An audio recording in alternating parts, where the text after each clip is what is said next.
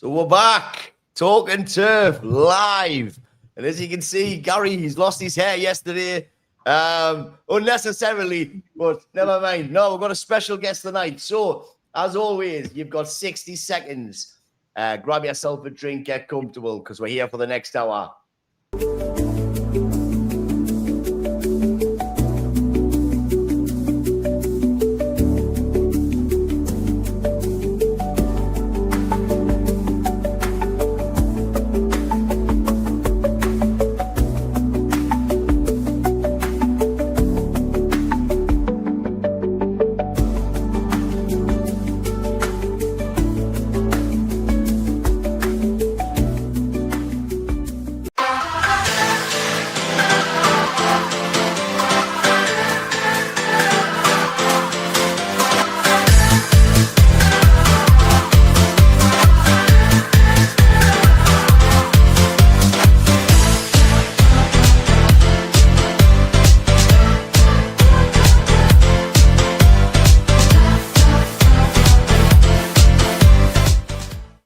Yes, we're back, and everybody, please welcome our new guest, Liverpool fan, Liverpool season ticket holder, Paul Crone. Paul, how are you doing? Welcome yourself to the Talking Turf podcast. Thank you very much. Tell everybody who you are, where you're from, who you support. Thanks, Mel. My name's Paul Crone. It's great to be here tonight, by the way. Welcome to all the listeners, viewers, or whatever you class it as. So, yeah, it's great to be here. I'm absolutely delighted. And I've been a season ticket holder at Liverpool now for probably about 17 years. Love going the game. Fantastic. I'm a 60-year-old. I live in Formby in Merseyside, just outside Liverpool. And yes, that's me. So I'll cut a long story short. Basically, I was in Lanzarote at the beginning of the month, and I just watched United beat Sunderland 2-0. And my wife wanted to go back to the room, and I wanted to watch the big game, Liverpool against Chelsea. I walks into the bar, gets himself a drink, and I hears his voice behind us. Are you there on blue, lads? And I looks behind us, and there's Paul. And with the rest history, we're absolutely hit it off. Absolutely cracking bloke. And I'm looking forward to hearing your thoughts on, we'll just do it as we normally do. Gary, unfortunately, can't make it tonight. Paul was always coming on because we beat the Scousers. And it's good to get you on, Paul. I was gutted that you did do as well, by the way, but there we are. We'll talk about that later, I'm guessing. We'll definitely come to that. We'll have a good 20-minute special on that. How's that? Yeah. The Cat got a good kick last night, Mel, let me tell you. I'm not sure whose cat it was because we haven't got one, but anyway. Excellent. So what we normally do, Paul, is we'll talk through the fixtures of the weekend gone, the scores, and how you see the game, if you've seen it as is, and what you think of them clubs and if they've got a chance of potentially going on or getting relegated or whatever. So we'll start off with the early kickoff, which was on Saturday, and it was Nottingham Forest against Chelsea. 0-0 half time, where Forest should have probably potentially been 2 or 3-0 up. They had plenty of chances, they didn't take them. Second half begins, the manager, 3 substitutions straight away, doesn't mess about. And within 4 minutes of that happening, Chelsea take the lead. 3 minutes after that, they double the lead. It's 2-0. And then in the 84th minute, Reece James scores. 3-0, game over. Well, you would think that, but then Gusto stupidly gets sent off. And obviously, you've probably seen the news that within 15, 20 minutes of the final whistle happening, Nottingham Forest sack another manager. What do you think of the game, mate? I think the game, given the sending off, happened at quite a late stage. The damage had already been done, I think, in terms of where Forest were. And they were quite unlucky because in the first half, they were probably the better side and could have come out a couple of goals in front. Wasn't to be. And then the madness of football takes over in terms of Ange Postecoglou being fired from his position after, 39 days, was it? Is that about right? 39 days. Second quickest ever after Sam Allardyce at Leeds. It's staggering. I mean, I think they made a big mistake getting rid of Nuno personally because, and unfortunately, I suppose there's the tail there in terms of big business. You know, ultimately, the top guy gets his say, and if he doesn't like what people around him are saying, then he'll just get rid of them. and sometimes for me, I struggle sometimes with things like that in terms of the sense of it. Really, I was always taught that it doesn't matter what you think of somebody. If they're good at what they're doing, then leave them where they are. Yeah, absolutely. Yeah, you've done miracles, I think, at Nottingham Forest. What do you make of the chairman? I think we've seen chairmen like this up and down the length and breadth of football through the years, haven't we? Strong personalities who are used to getting their own way. We saw it with Roman Abramovich at Chelsea for many, many years, and the amount of managers that they went through. It would appear to be that Nottingham Forest might be on a similar trajectory now in terms of the amount of managers that they're now going to go through. I'm surprised United didn't go for Nuno, to be very honest, at one stage when he was available. I just think he's a top manager. He did a great job at Wolves. He did a really good job at Forest. And just didn't get enough time at Spurs. So I think he can consider himself rather unlucky because I think he's a top manager. I've got to agree with you, mate. He brought stability. He's I think it was the time when the chairman picked, didn't he? He was giving him it. You can't be doing that, even if you're feeling that. You can't be doing that. And you just. What kind of impression are you giving to the players? Like if he can do it, then we can do it, kind of thing. And he loses control of the dressing room as quick as he gained it, in my opinion. Well, I think also, I suppose there's a tale in there as well. It's okay being a good manager, but to be a good manager, you got to manage both ways, down and up.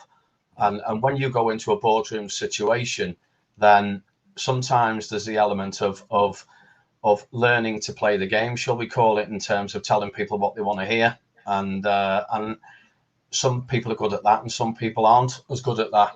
And I think that Nuno may have been a victim of that, possibly, as Ange was. That said, it would also lean itself to the situation that the Notts Forest chairman is used to getting his own way and isn't used to people challenging him. And when they do, there's only one winner there, and that's him. He owns the club. I've never seen a sacking as quick as that after a game. It's normally always a day or two. Oh, it's literally 15 minutes. He hadn't even give his players, the team, like the post-match talk. I don't understand how you can make it so quickly. That said, I suppose that if the owner of Forest will be sitting there and consoling himself by saying, "Look, I acted swiftly and decisively," he probably didn't think that Ange was the man, to change it. Because the trouble being with a lot of things in terms of the average workplace is you don't know what you're getting coming through your door until it walks through your door, in terms of hiring. So I guess probably a little bit more due diligence should have been done by Forest to ask the question of, is this guy we're about to appoint the guy that's going to take us where we need to go? Mm-hmm. I personally think they already had one in Nuno, but there we are. Unfortunately, it's not me making the decision, it's him. He's got very deep pockets. He's put a lot of money into Forest, and of course, the sentiment is correct in the fact that he'll want the best for Forest. Sometimes not everybody goes about doing that the best way that they can, do they? No, I think he'll end up damaging the club like beyond repair. I mean, Nuno did well to get the club to where they had because the kind of recruited players that other clubs didn't want, and they all came together and played really well. They should have really had Champions League, but they bottled it in the final 6 weeks. He's had Morgan Gibbs-White playing the football of his career. In truth, he had them all really gelling well. And sometimes it's little differences in football, and I can notice that with my team myself in terms of last season to this season. There's not a lot different, but yet the outcomes are. Aye, it's tough. It's tough at the top, so to say. We'll move on. We'll move on from Forest and Chelsea. Next game up on this flash score is Brighton against Newcastle. So Newcastle travel all the way down to Brighton. In the 41st minute, though, their nemesis, Danny Welbeck, he always scores against Newcastle. Relentless he is. So it's Top 1 player, minute. Danny Welbeck. Within on the 76th minute, Nick Waltymead, who I must say has had a cracking start of the Premier League season. When I seen him and I seen the TikToks that he was doing and everything that was like the way that he dressed and stuff, I thought, I hope they haven't getting one of them, so to speak, right? Mm-hmm. But he's not. He's the complete opposite. He holds the ball up well. He can score. He gets involved, and he's transparent in the way that he sees the game. He isn't like he's out there. He just says it the way it is, which is good. I like that. So Newcastle think they're getting a share of the spoils, but then the Nemesis steps back up within 7 minutes and scores the winner. The Seagulls batter the Magpies and fly away with 3 points. Did you see the game? Did you see it? Did you see anything about it? The highlights. I saw the highlights, to be honest, on Match of the Day. But you only get to see 10 minutes of a game, don't you? There's another 80 minutes unseen. And that's one of the things I've realised as being a season ticket holder, that you're only getting to see what the broadcaster wants to show you. So it doesn't give you always a full tilt at the game. I think Newcastle are in great hands with Eddie Howe anyway. That's what I was going to ask you, Paul. I was going to say they're sitting five positions above the relegation zone. They're sitting 4 points in 5 positions. What I was going to ask you was, Eddie Howe's a great manager. He's a nice man. But with Newcastle, with what they've got these owners and stuff in, is he what they need to take him to the next level? Ooh, really good question, Mel, to be honest. I think that my first thoughts, and I suppose I must go back to what I first thought when he was appointed top manager, is he good enough to win something? And that for me remains a bit of a question mark against. Well, they did win something because they beat somebody in the final. They beat us in the and to be honest, were worthy winners on the day as well. And I think there was a lot of our supporters went on and congratulated Newcastle because, to be honest, it was brilliant to see. I've been very lucky as a Liverpool supporter. We've had many great days over the years. I can go on and on and on and on. Everybody knows them what they are, but to see Newcastle do it, I think it was 70 years, wasn't it, that they hadn't won a trophy. It was brilliant. I was sitting there thinking, do you know what? I'm delighted for them. They got a taste of what it's like, and they'll want more of that now. Is Eddie the man to do that? To win more trophies, yes, because he's won one. Are they good enough to win the league? No, not at this moment in time. No, I don't think they are. I think that for me, the three strongest teams in the league are Arsenal, City, and Liverpool ordinarily, although not at the moment. I think in terms of Newcastle, top club, great to see them win something, and hopefully they can push on and kick on from here. They won't have been pleased about losing Isak, but they made a good signing in the new lad that they brought in. He bagged one, didn't he, against Brighton? And in fact, a fantastic strike, by the way, like a little like a side flick. Brilliant goal. And again, we spoke about this earlier, Mel, in terms of when you bring new players into a club. What we've got to understand is we're also playing the game of life on top of football here. We're bringing guys in, and take the case of any player that you want. Usually you're bringing these players in 22, 23, 24, plonking them in the middle of Liverpool, Newcastle, or whatever you put them, giving them 150, 200 grand a week and saying, right, go and play football. And it doesn't quite work like that. You've got people's emotions and confidence and all kinds of different factors at play too. So no, I think in terms of Newcastle, a little bit of treading water for them for the moment. I think January they'll go out and buy some new players. You've got the PSR rules, which are hindering them at this particular moment in time, given that they've probably got the deepest pockets in possibly world football. But they can't spend it, given the fact that it's got to come in both ways. What you spend, you've also then got to take or bring in. So I think for Eddie, I think, certainly see Newcastle winning more trophies, whether that be this season. At this particular stage in time, I'd say no. But listen, we've got 8 games in and we've got a long, long way to go yet. Obviously, a lot of the people that watch the show are Geordies, and they're seeing a Scouser on here, and I know they're going to love me. Guys, I'm really sorry. One, I bruise easily. And two, that if it was me, I would have walked away from the Isaac deal. But because in terms of the mental side of it, I wouldn't have wanted somebody, for me, playing who'd gone on strike at his previous club. So that would have sent the wrong messages to me, and I'd have walked away for that reason. That said, he's here. We've got him. And let's get behind him. But I fully understand how the Newcastle supporters are feeling. I would be feeling exactly the same myself. J. Cole saying the Scouts should have signed Weghorst instead. Yeah, well, yeah. Is he the lad that they signed? Is it Weghorst? Oh no, Weghorst was at United, wasn't he? well, let's just say I'm glad we didn't. All day long, his heart was there, you know. Bless him. Well, football's about ability. Football's about ability, isn't it? It's about capability and ability.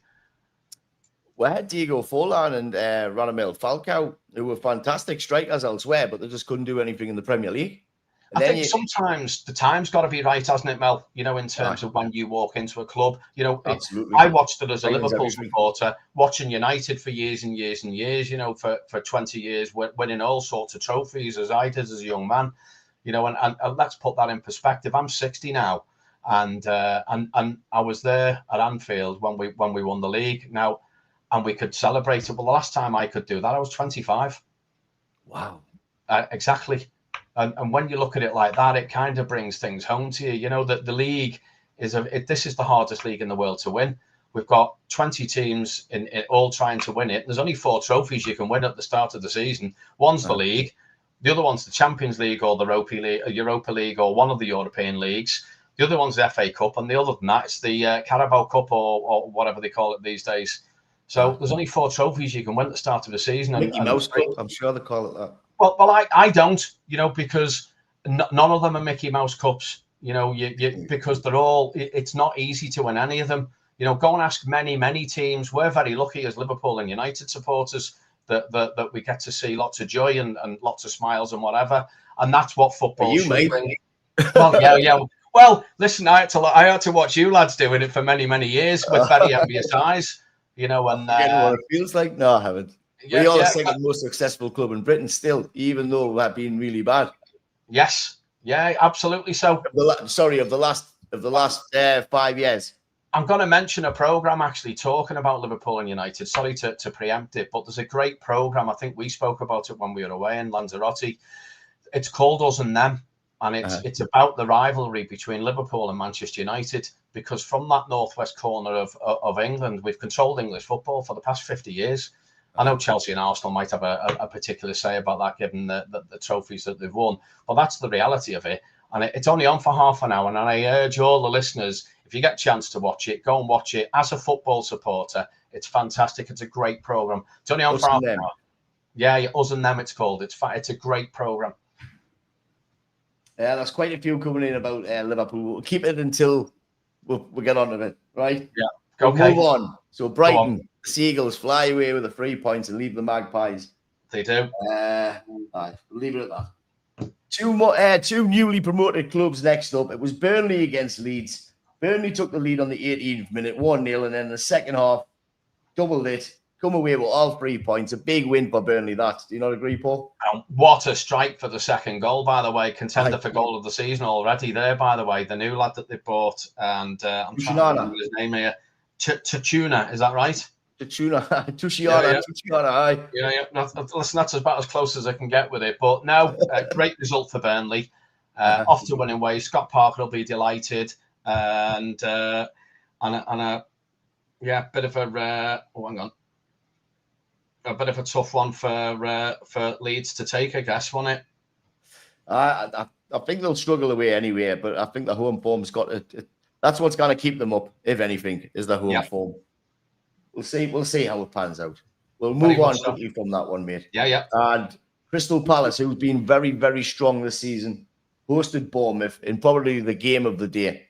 Krupi scores 2 quick-fire goals. It's 2-0 to Bournemouth at half-time. Second half begins. Mateta scores 2 goals. It's 2s each. And you think then that Crystal Palace is going to go on and win it. But no, Bournemouth score. It's 3-2. We get the 97th minute, mate. 7 minutes injury time. Mateta gets a penalty. He puts it away. He gets his hat-trick. It's 3 each. The game's not over, though, because a couple of minutes later, the ball comes across the Mateta, mate. Any other time, he's hitting the back of the net. Had the chance to win it for Palace, and he blasted out of the bar. Probably right, to be fair, because Bournemouth deserved at least a point. Did you see that? What do you think of that, mate? Oh, a cracking game. You know, what a great advert for English football. 3-3, 6 goals in a game. You know, you've got to go home pleased with that, haven't you? And then the top side, Bournemouth. Anthony Areola has done a fantastic job at Bournemouth. Great manager. And they've been one of the better sides. We've struggled to beat Bournemouth, both home and away, in the past few seasons. He's done a great job there, Anthony Areola. Palace are a bit of a bogey side for us anyway. But yeah, in terms of the game, Palace 3, Bournemouth 3, fantastic. What a great advert for English football. That's what it used to be like, didn't it? Yeah. Just goals galore. And nowadays you're getting 1-0, 2-0. They're scared to lose rather than win it. Well, I think start of the season, you know, you when you start the season, the newly promoted sides are really hard to beat. You know, because they come up full of hope, optimism, expectation, and so on, belief, the lot. I think it's the I won't say the drudgery of an English season, but the competitiveness of it over 38 games. You know, if you make a mistake in the Premier League, you're generally punished, given the quality on offer that the top teams have. In fact, actually, I won't say the top teams. I'll say all teams have now. You know, all of them, they've all got decent goal scorers playing for them now. And it's a really hard league to win, embodied by the result there the other day. You know, that these teams don't know that they're beaten now. They'll just keep going and going and going and going right to the final whistle. And it makes for great viewing, of course, for the neutral. It does. There's no easy game in the Premier League anymore. No. Everybody can beat everybody. Absolutely. We'll move on to the dirty side of Manchester, mate. Manchester City 2, Everton 0. That man again, Erling Haaland in the second half, turns it on. I mean, despite rivalries, you've got to take your hat off to this bloke. He had a bit of an off season, I think, last season, and then this season he's just come back all guns blazing. He wants that move to Real Madrid, I believe, personally, and he's putting everything out there to get it. He scores 2, it's game over, and City come away with the 3 points and look like probably title favourites, I would think, this year. I'm not going to disagree with you there. I think they're starting to click against City. I mean, on Erling Haaland, he's a brilliant player. I'd love him pulling our shirt on, of course. I think most supporters would say that. Fantastic striker. And if you looked at his stats, I think they put his stats up on Match of the Day the other night and had him with Mbappe, Erling Haaland, and there was somebody else there. Like, it's gone from me at this particular moment. There's Ferdinand. Well, I don't know whether it was Les Ferdinand. I'm not sure. I've seen something, and she said a stat because Shearer's sitting next to her. And it says a Newcastle striker, and obviously everybody would think it was Shearer, but I'm sure it was Les Ferdinand for some. Might have been actually, right? But his stats are unreal, Erling Haaland, and what a player. And they're quietly going about their business this season, City. I agree with you. They had a bit of an off season last season. Kevin De Bruyne coming to the end of his days. Kyle Walker going, you know, and they made a number of changes. Kyle Walker, of course, gone to Burnley, and Burnley in good form at the moment. Top player, Kyle Walker, and even he's admitted he may have walked away a little too early. But no, I certainly expect City up there challenging this season, and they're quietly going about their business. Rodri fit again, of course. They've got the that new lad that they brought in there, and I'm trying to remember his name, playing up as up front for them as attacking midfield or something. Anyway, top player. Reinders, is it? Well, he's been a great capture, but they already had this lad there as well. Probably all the listeners listening. It's such and such. My apologies, guys. Yeah. So, but no, City top side. Everton, I think have made a great appointment in David Moyes. I was staggered. West Ham got rid of David Moyes. Absolutely staggered. They've won nothing in 70 years. The guy wins a European trophy, and they bullet him the following year. Unbelievable. The crazy world of football. So I think he's a top manager, David Moyes, and I think that Everton going into a new ground now can have lots of optimism there. It looks great, and on the banks of the Mersey there, the new stadium looks fantastic. They're a fantastic club, Everton, and let's not forget they've won the league 9 times in their history too. You know, they're serial winners over the years, although it's been quite some time since they have won something. It'd be nice to see them. Mamouche, thank you, Martin. Mamouche for City, thank you.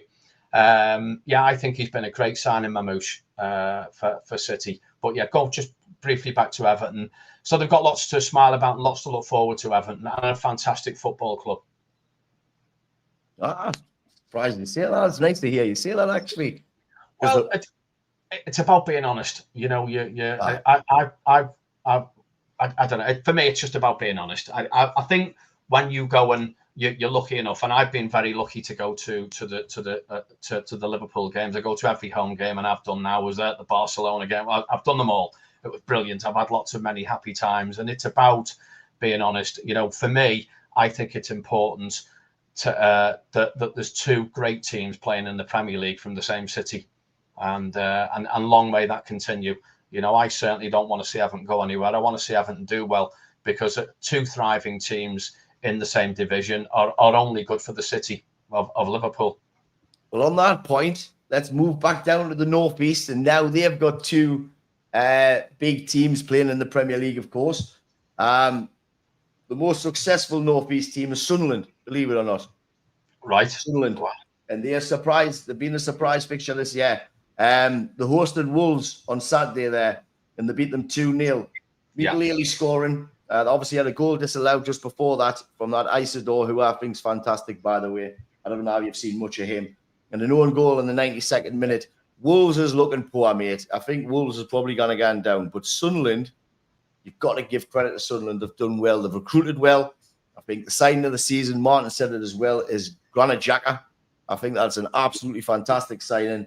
And it's paying off. They've invested in the team for coming up, and it's paid off. They're sitting in the top 10 there, and they've got the bragging rights over Newcastle at the minute. So did you see that? How do you see them? Well, similar to you, to be honest. I mean, a bit of a surprise, of course. I think Granit Xhaka has been a great signing for them. Top player, was at Arsenal a few seasons ago, let's not forget. And I think that he was probably moved on because Mikel Arteta at the time wanted everybody in the boat rowing in the same direction. And he was probably a bit opinionated, Xhaka, and it seemed to be that he wanted rid of him for those reasons. That and a not a fantastic disciplinary record either.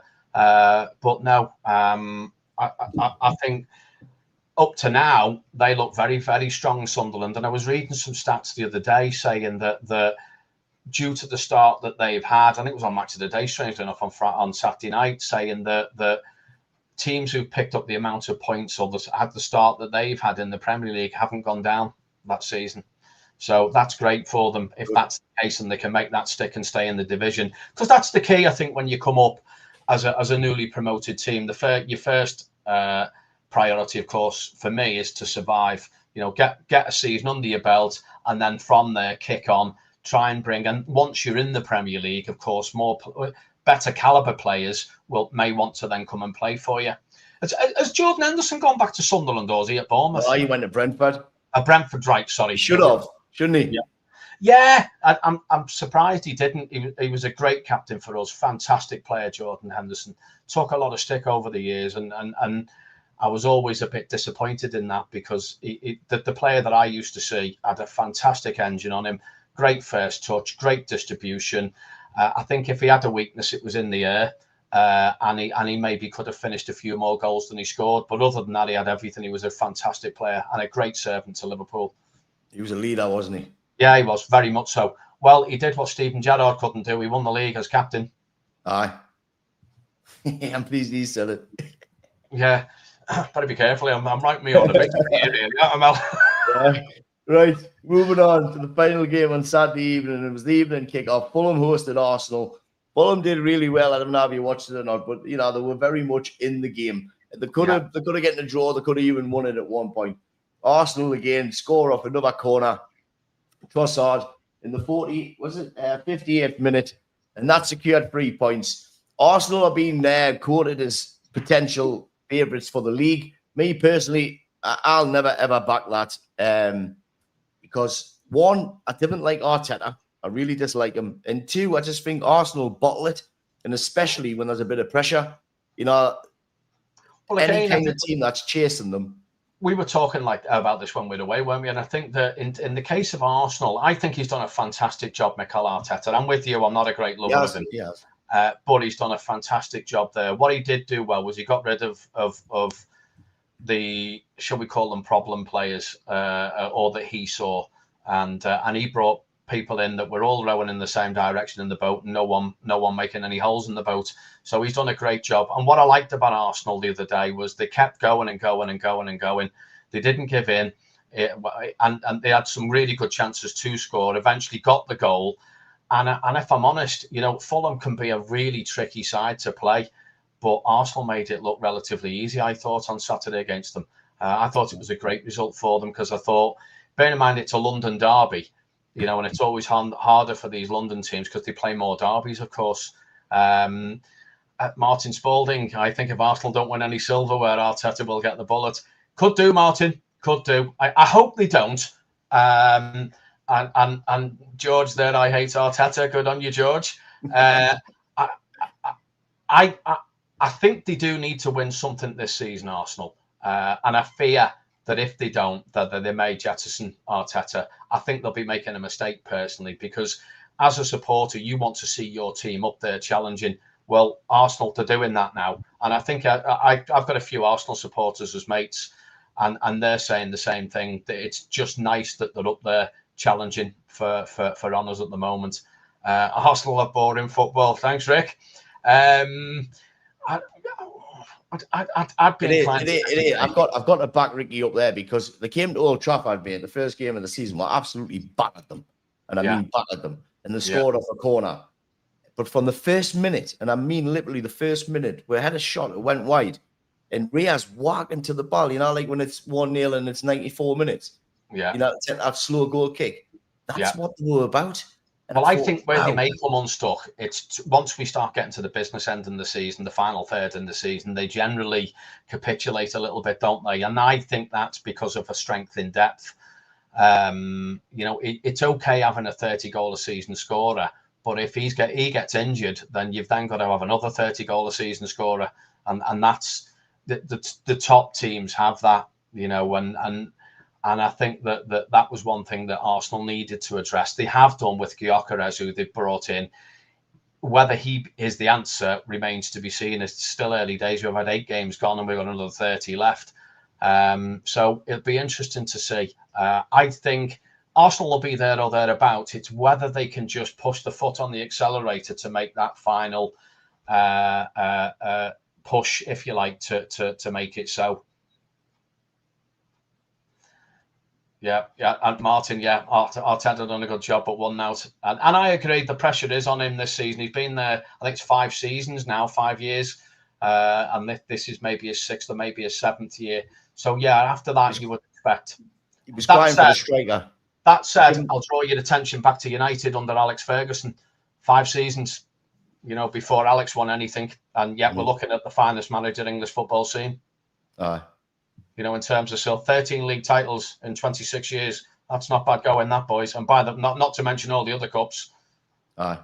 So I think for me, I'm a firm believer in stick by your man if he's the right man, 100%. I didn't get this sacking a manager every week. Well, I don't see who's going to come in, Mel, and who's going to come and do a better job. In terms of the guys got them up there challenging, and but for the flick of a coin, they may win a cup this season. I think that might say to didn't they win the FA Cup a couple of seasons ago, Arsenal? No, I don't think they have. Have they not? Well, I know they got the the Charity Shield. Forgive me.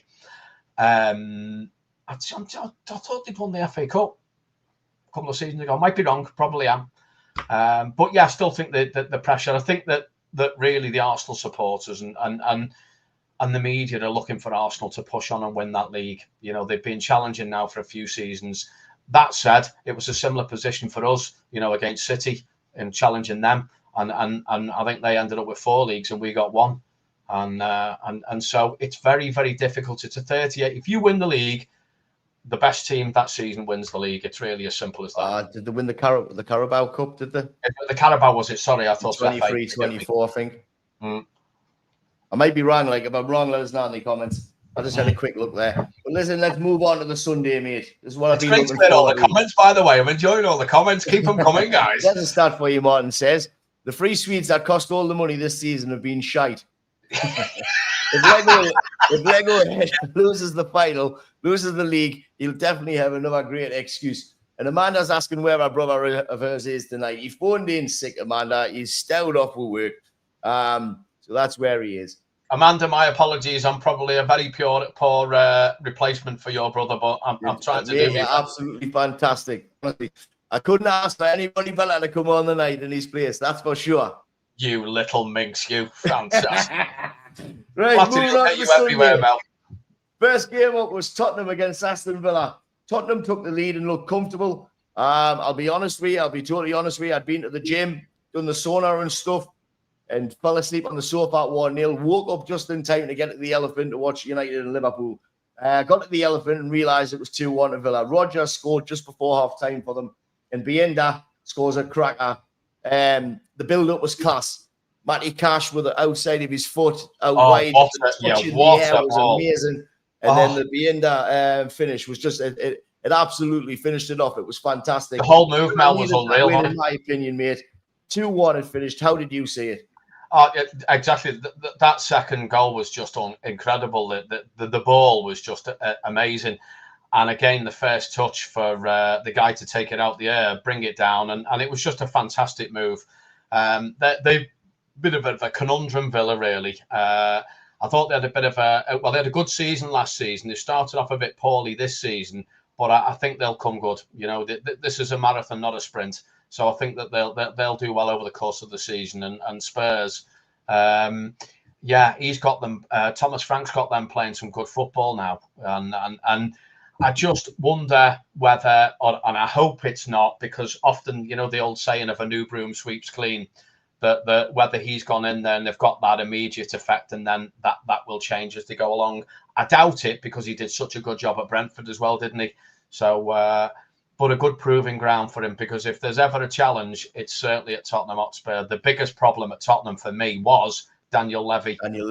Who'd overseen, I think, 21 managers in the same amount of years. And how can you, as a CEO of a company, look yourself in the mirror and say you're doing a good job when you've been through that many managers? You know, and it's all their fault, by the way.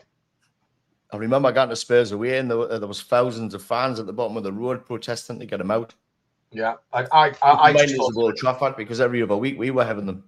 Yeah, I just thought it was the biggest problem at Spurs. It's disgusting, really, because the fans, it's the fans' club. It's as simple as that. Without the fans, there isn't a club. Yeah. You know, and like you say, I mirror what you say, mate. 21 years. He said there's just as many managers. That isn't stability. And you cannot look at yourself in the mirror and say, I'm doing a good job. You cannot do it. You're there for the money. You're there for the profit, for your own pocket. You're not there for the benefit of the club. And I'm pleased he's gone. And I'm pleased Thomas Frank's getting a high-profile job, so to speak. I think he deserves it. He's a nice manager. He knows what he's doing. But he's put himself under a load of pressure. At Brentford, there's probably not any pressure to win anything. Just stay in the Premier League. Spurs, the expectations is completely different, so we'll see how he handles that. Spot on, Mel. He's under the microscope now, isn't he? You know, and you're right. He has deserved this opportunity, and it's great to see him get it. I think that hopefully with Daniel Levy gone now, that he'll have a little bit more of a freer hand to do things more his way, rather than having to answer to what I felt was a too opinionated CEO. Although you didn't see him much in the media, he will have made his presence known in the boardroom. Definitely. Right, we'll move on to something. Have you seen these? But Amanda says, "Oh, never mind, lol. You're doing a smashing job." And Martin, thanks for that. You're too kind. Can we have Paul every week? Oh, Martin, I want to marry you already. Fantastic. What a guy, Martin. I love you already, mate. I don't like sacking managers every week, but I honestly don't think Ruben can cut the mustard in the Premier League. George, how? Can I answer that? Can I answer that? Before I put it on, I wanted to put it on. No, can I answer that? George, I disagree. I think for me, Ruben Amorim, and bearing in mind I'm a Liverpool supporter here, by the way, so you'll know Mel knows my feelings about Manchester United, don't you, Mel? And absolutely. And I disagree. I think that when I look at Ruben Amorim, there's an element of the Benitez about him we had at Liverpool. Everything he comes out and says is positive. He sorts himself very well with the media. He comes across really well. Everything's in terms of positive, the way that he looks at things. And so I think he'll do a good job at United given time, because unfortunately somebody needs to have time at United, because there is a job to be done at United. And listen, by the way, I don't say that flippantly, because I sat and watched United, as I mentioned earlier, for many, many years, winning all kinds of silverware. So I know exactly how you're feeling as supporters, as United supporters. Don't you worry. We watching you with very envious eyes for a long, long time, winning all sorts of silverware. And we'd sign Paul Ince, is he the missing link? We signed this player. Is he the guy that'll win us the league? And it all wasn't to be. So when we had Jurgen come through and managing our club, it was brilliant. It was like a breath of fresh air, and we owe the guy so much. But in terms of Ruben, no, I think he's a good manager, and I think he'll do a good job given time at United. And there is a job to be done at United. He's had to get rid of. I think he's done the right things as well, Mel. I think he's got rid of the right players, save for McTominay. I think McTominay was a mistake, and I think he'll live. Maybe he is already regretting that decision. I think that the signings that he has brought in have generally been of better quality than the ones that Ten Hag had brought in, and I think that give him a few more windows, and I think this guy will do a good job at United. I really do. I do. George doesn't agree with you. Like, he says he can't. No, listen. His son-in-law's a Liverpool fan. George, I love you. Fantastic. Because I'm having the time of my life on here, guys. Let me tell you, I'm really enjoying this. Well, so that may change right now, because we're going to move on, Paul. No, okay. Move on to the final fixture yesterday. Oh, dear. It was at Anfield. Yes. Rampant Liverpool, let's say, of the last 10 years anyway, every time Manchester United visited. They would have thought they had nothing better to do than turn up and win. But not if Mbembo and Harry Maguire had anything to do with it. And Mbembo scores the second fastest goal ever in the second minute. People are saying it should have been stopped for the head injury. It wasn't. Game carried on. 1-0 United. I don't think it should have been stopped. The pressure's coming. He starts putting loads of strikers on. Man United start filling the midfield to try and block it out. And Gakpo, after his 4th or 5th attempt, scores. If it was going to be anybody, it was going to be Gakpo. And at that point, I'll be honest with you, I thought they're going to go on and win this. Well, he did the woodwork twice beforehand, hadn't he, Gakpo? He did. I was sadly at the game yesterday. Normally, I'm not saying sadly, but sadly it was yesterday. Not the result, obviously, that we wanted. I was gutted. Like I said, came home and kicked the cat. Whose cat it was, I'm not so sure. But anyway, the cat got a good kick. And I was gutted at first. And listen, that said, the United deserved their win yesterday. Let me say that straight away. Although when you looked, and when I came home, I looked at the stats and I thought, well, ordinarily the stats, I think Liverpool had about 60% possession to 40. We had 19 shots off target to 11, 6 on target to 4. So we'd had good chances in the game. And Gakpo had hit the woodwork twice, missed a sitter as well with his header. But United hung on and hung in there, and they kept battling and they kept fighting. And that's the best I've seen United play at Anfield for quite some years, Mel, to be honest. And that's why I say I think you're headed in the right direction under this guy. And all those players yesterday were playing, because normally you'd look at a United side, they start off really well. And let's take the first goal as an example. They score early, which at Anfield is always a fantastic thing, certainly if you're a United supporter to do, because it sets the crowd off and we're all sitting there crying into our tissues. I don't think it should have been disallowed. I did at first when I was, but when you're at the game, you only see it once. You don't see any replays. Mm-hmm. Having looked at it, it was Van Dijk that actually made the challenge on McAllister. So it was we'd in effect injured our own player. Well, the game doesn't need stopping for that. I'm not one. Let the referee deal with that. You play to the whistle. And Mbemo did do and scored a fantastic strike. I was sitting there crying into my tissues at the time. And then you then think, well, look, it's early. Hopefully we can do well and get back into the game. And we huffed and puffed. And on another day, would probably have got back into the game and maybe even gone on to win it. In fact, we'd done enough to win the game. However, we didn't.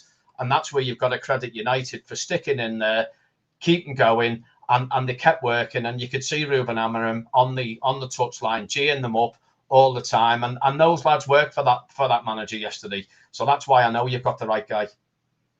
Last year, we should have beat you last year. I was there. It was 2s each. Harry Maguire, it literally just bounces up just before it gets to his foot. Because normally you'd say anybody else, and that's a win for United. But Harry Maguire's actually pretty decent at striking the ball. You know, like I've never seen him take a bad penalty yet. Let me take the Harry Maguire thing for you. You know, I like Harry Maguire. I feel for Harry Maguire. Harry Maguire has had a really torrid time at United. And fair plays to that lad. That lad's knuckled down, got on with his work. He was a media savvy at first, which was what was called. I'll answer that shortly, Jake. No, in effect. But in terms of Harry Maguire, he was in the media too much, big name signing, all the things, being compared to Van Dijk and all that different thing. But that lad in the last 3 or 4 years has got on with his football and thought, right, and he's actually a top player. He performs really well for England every time he takes to the pitch, loves his country. And for me, they're the type of players that you want at your football club. If I was at Manchester United, I would certainly not be looking to get rid of Harry Maguire. Harry Maguire's still got a lot to offer Manchester United. And you know what? I was pleased to see him pop up and get the header yesterday, and it would have to be him. But for him personally, I was pleased. Aye. No, I agree with you, mate. He's had a lot of stick over the years. At one point, you couldn't leave him out of the England team because they look completely different without him. But Tuchel just doesn't seem to like him. He's never had a call-up since he's become manager. It's probably surprised. Because it's a mixture of things, isn't it? He's not playing. Well, I'd go with him, and I'd have Luke Shaw. I'd have Luke Shaw with him playing next to him. You know, I'm a big believer at an international level. Yes, you want your best players in there, but also you want players who are used to playing with each other. You know, if you can have a nucleus of the club players, and we used to have it years ago, Gary Neville and all the United players, David Beckham in front of him, and it's just a shame Roy Keane wasn't English, but there we are. But in terms of Harry Maguire, great player, love the lad, and happy to see him doing well. We'll quickly see what the managers had to say. Oh, yeah, sorry, George, answer to your question, would I sack Arne Slot? No, I wouldn't. Yeah. This is Liverpool. We don't do stuff like that. I don't think I've known a Liverpool manager be sacked in under five years. And also, I guess, let me deal with why people are maybe asking that. I think that we've had a lot of new players come in through the door. And again, we and you were talking about this earlier, Mel, weren't we? You know, you're talking about players coming in 22, 23, 24. The young kids, you know, we're plonking them in the middle of Liverpool, saying, there's 150 grand a week, son, crack on, go and play football.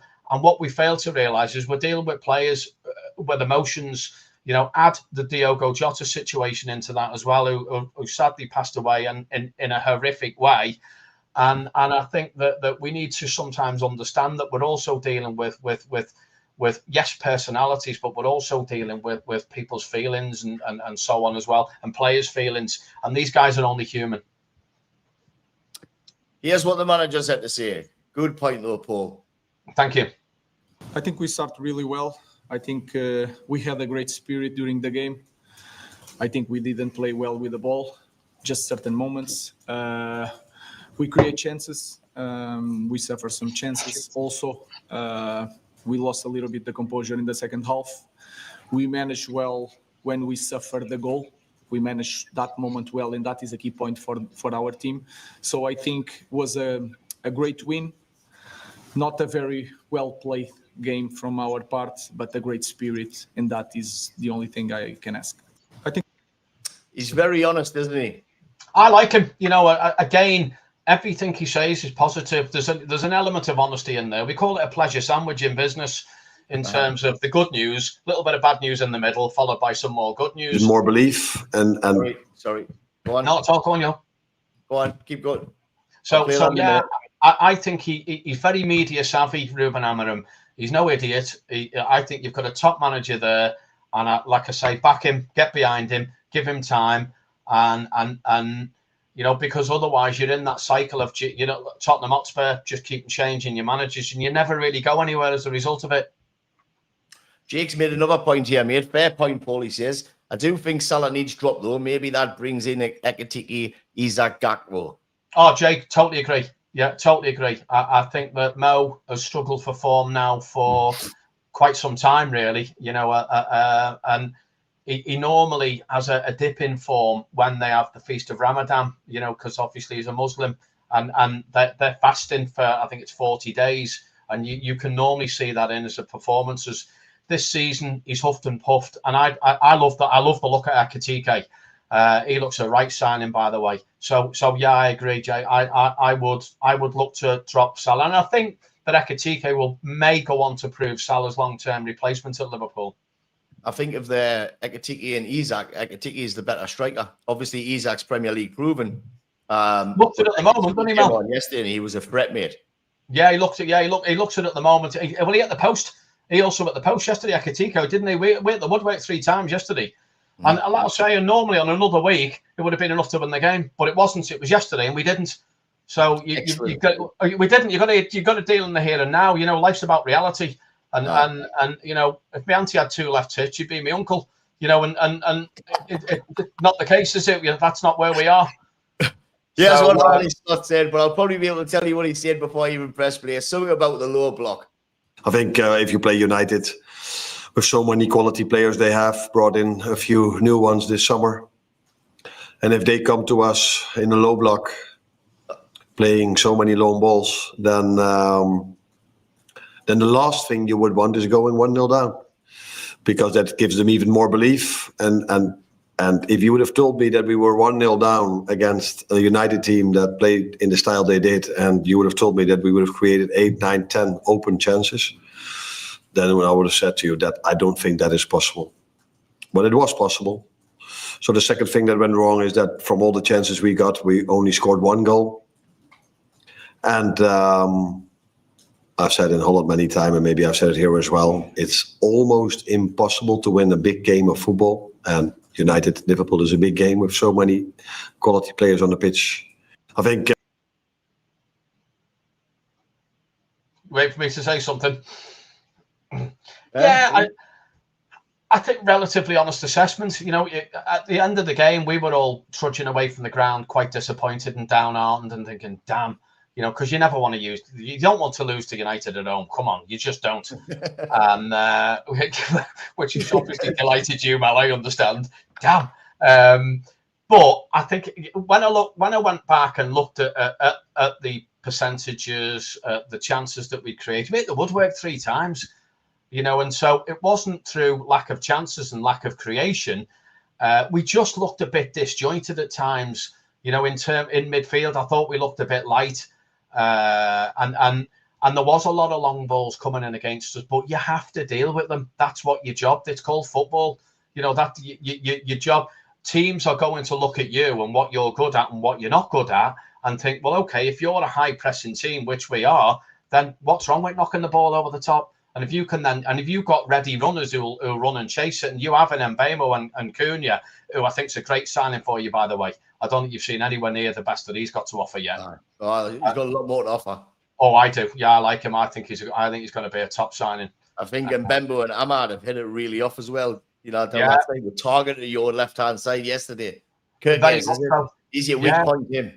Well, we were talking about that earlier. You know, in terms of Kirkes, I'd have gone with Robbo. I love Robbo. You know, we've had Andy Robertson for, I don't know, 10, 12 years now, I think. And we got him for a steal. I think it cost us 12 million, which was like, when you look at it in today's money, crikey, mate, it was nothing. It was a steal. Him and Trent, it was just... Oh, they were brilliant. Well, I think there's an element of Liverpool missing Trent too, you know, in terms of those deep raking balls that he well said, Lee, that he can play. But yeah, are Man United back? I'm not so quite sure they are quite yet, Lee. I still think there's a lot of work to be done, but you're on the right tracks. You know, you're making headway. Fan. Oh, is he? Right. He just doesn't like Newcastle. Okay. Right, Right. listen, Paul, we'll hit the ads quickly. 3 minutes to go and grab yourself a toilet or whatever you need to do. We'll come You back. don't have me waiting here. I can't wait for you to come back. Where are you going? See you in a minute. All right.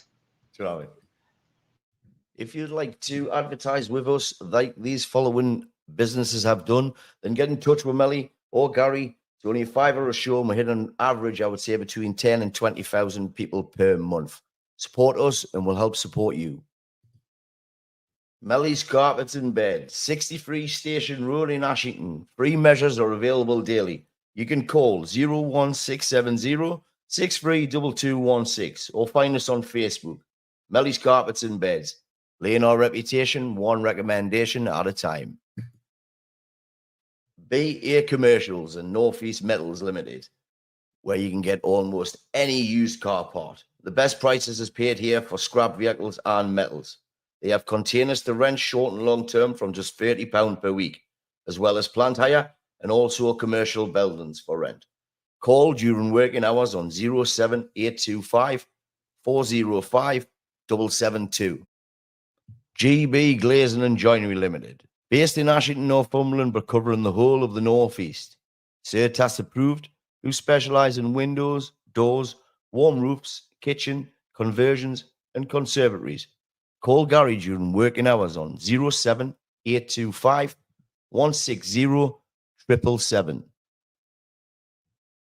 A1 Fire Stopping and Drilling Services, who specialize in installation and maintenance of passive fire protection, fire stopping, and thermal installation systems. You can email your query to Martin. That's at martin.gallen@a1firestop.co.uk, or call during working hours on 07751 429 045. A1 Fire Stopping Services. Ashington Properties, whose company mission is to create high-quality homes for the local community and Northumberland, and whose company values are transparency, trust, and loyalty. You can email them at ashingtonproperties@gmail.com or call during working hours on 07985 203 094. And last but not least, most cuts. You can call Lewis on 07519 077787. You can find him on Facebook, and you can also book through the Booksy app. You'll find them down in Newbiggin on Front Street, straight opposite Chisholm Bookmakers. Always look fresh when you get cut off Moz. Yes, that's what sponsors. Thanks very much, everybody, for continue support the show. It really is much appreciated. And if you need anything of any of them businesses, get in touch with them. I'm sure they'll look after you. Let's move on. We're back, baby.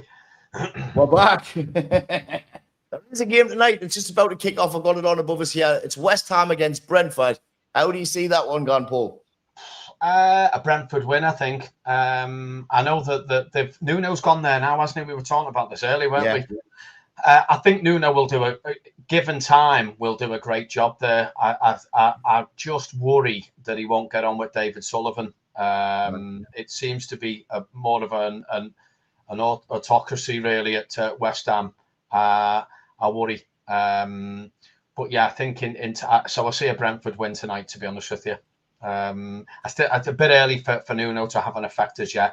That said, we were talking about it earlier about the new broom sweeping clean. You never know. You know, all these guys are now playing for the careers in terms of, do I fit what Nuno wants? So they may, but I think possibly a bit early. I still say I think I see a Brentford win. So 8-0 now to West Ham. From a player's point of view, though, if you've got Nuno managing you now, you've got to be looking at him and thinking, this guy can take us places. You know, you see what he did with Forest. He's a nice gentleman. Do you know what I mean? I'm going to go for a 2-each draw. I don't think Brentford will get beat, but I don't think they'll win either. I think West Ham, if they're going to stay up, they need to get the home form right. And I'm going to go for a draw tonight. That's what I'm going to go 2-1 Brentford. 2-1 Brentford. Yeah. Right, let's move on. This weekend, mate, it starts on Friday night. Leeds against West Ham. We've just been talking about West Ham, but Leeds are currently struggling. They are 15th. They are 3 points above the relegation zone. Like I said before, they need to get the home form right. They're playing West Ham, who are second bottom, but could be 1 point behind them come Sunday if they win tonight. How do you see this going? I've gone 2-1 Leeds. I think given that they got beat last time out, they'll want to put that right, and they're at home. So West Ham generally don't travel that well up north.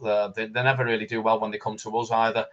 Now that might be a psychological thing, but yeah, I see a Leeds win 2-1 for me. I'm going to go 2-0 Leeds. I think they're pretty good at home. It's a horrible ground, to be fair. I mean, it's horrible for us, because there is that rivalry there, like there is with. It's not a bad Liverpool, to be fair. I expected it to be a lot worse, but it's not that bad, really. But Leeds is really bad. They put you in pens, straight onto the bus, underground at the Leeds station, and then they've got barriers straight onto your train. So it's really bad. But if you watch them on the telly, it's still pretty good atmosphere at Leeds. Oh yeah, it's a fantastic atmosphere. A great club. Leeds are a fantastic football club. We remember, of course, the days of Peter Ridsdale and David O'Leary managing them and them flying high. And unfortunately, their problem was they'd mortgaged it all on the hope that they were going to win something out of it. And unfortunately, that didn't happen. He's at Preston now, Peter Ridsdale, isn't he?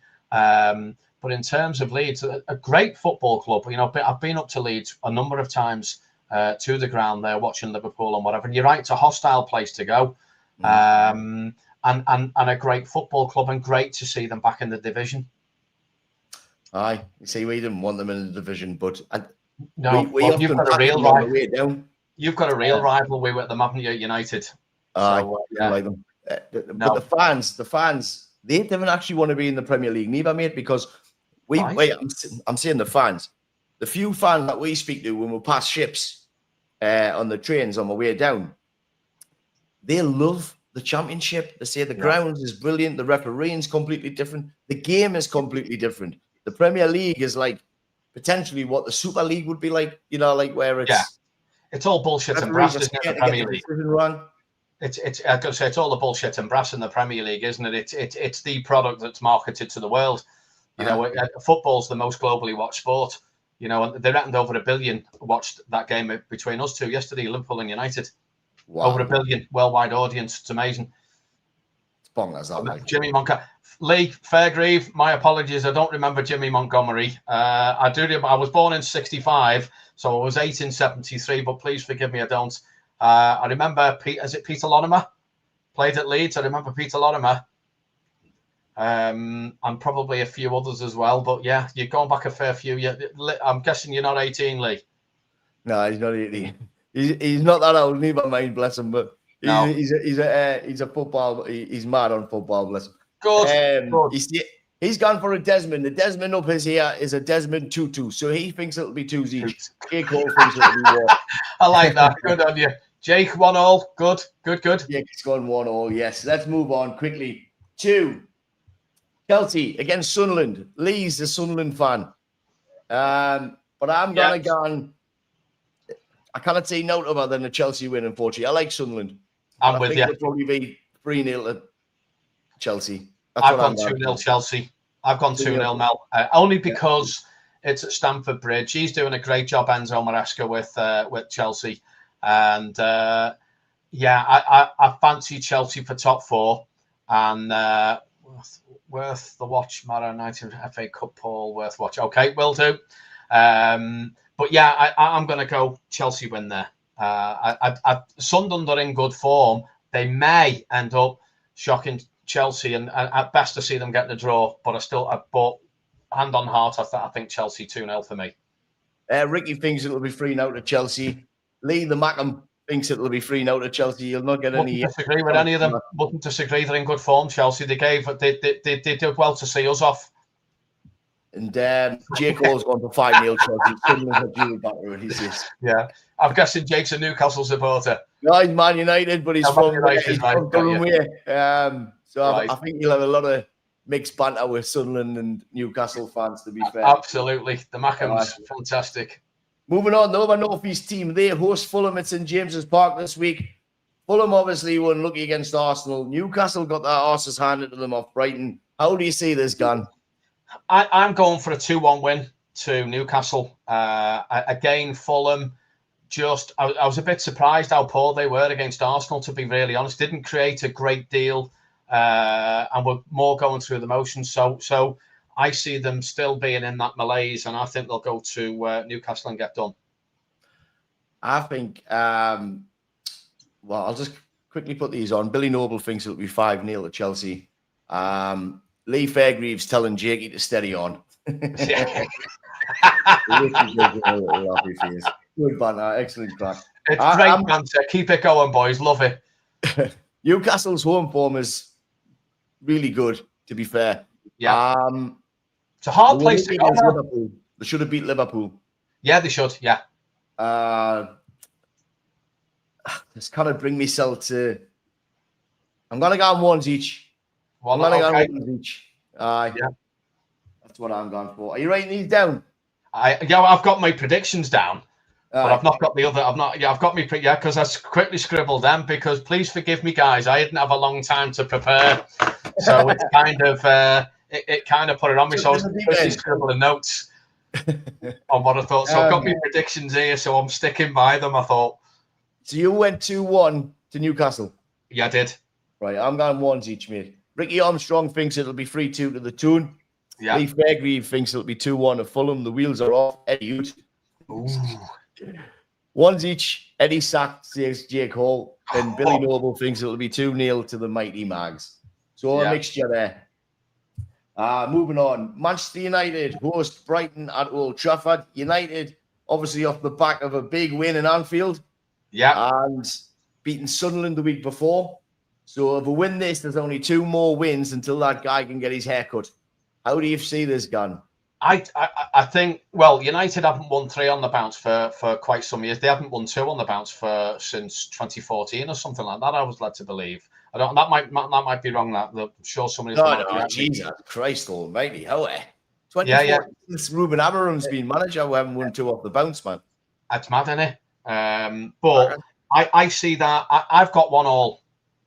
1-1? I might have my Liverpool goggles on there, possibly. I'm going 4-0 United. I can't see anything. Brighton are a good side. You know, Brighton are a good side. We'll beat them at Old Trafford. Like. Well, I wouldn't disagree with you. Aye. But I've gone 1-1. We should. You're coming off the back of beating Liverpool for the first time in 10 years. I would agree with that. You know, and there should be a great what we're not taking into consideration here, neither with the Newcastle fixture, was that Newcastle have obviously got a midweek fixture because the Champions League this week, isn't it? Yeah. So, you know, that Newcastle haven't got a very big squad. But anyway, getting back to United, I think it's going to be 4-0 United. I do say this most weeks, mate. You'll not know that. But I do say this most weeks. And most weeks I'm disappointed. Ricky Armstrong's gone for 2-1 to United. Billy Noble, as always, has gone for 2-0 to Brighton. And Lee Fairgreaves thinks United will beat Brighton 3-1. Jake's telling you to steady on, Paul. Oh, we've lost them.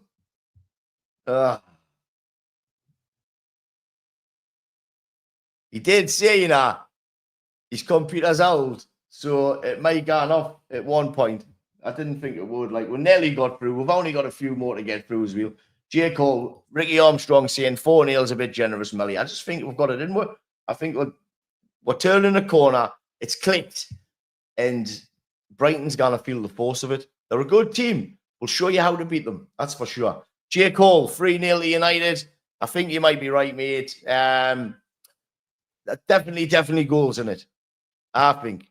I just hope it's for us. I hope we turn up like we have at the weekend there and just play football, because the talent in our team is absolutely unbelievable when you look at what we've got. I mean, we didn't even play a striker on Sunday, and I thought we were absolutely fantastic. I did. And obviously he's had Mount, Shaw, Maguire during the international break, and he's worked with them, and they're fresh as a daisy. And he played them, and it was the right decision. It was fantastic. I'll move on. Hopefully Paul can jump back in. If not, get your predictions on here. I'll run through them all. Fairy's asking Paul if he's on gift gaff. It's his computer. I say to him, what phone you got? He says, I've got a Motorola, mate. It's fucking Motorola. Fucking hell, it's 2025, Paul. Jesus. If you notice, he's speaking there as well. He was gone. Once upon a time, I was in the middle. But at least we're getting it. He should come back on. He said he'd be able to flick it straight back on. Fingers crossed. You must be laying Faz's carpets for now, he's saying. I don't need to blag anyone, mate. It's honestly, we're on the up. United are on the up. I'm telling you, I've said it all along. Honestly. Well, Man United, Brentford. Right, move on. Brentford against Liverpool. Someone just rubbed his leg.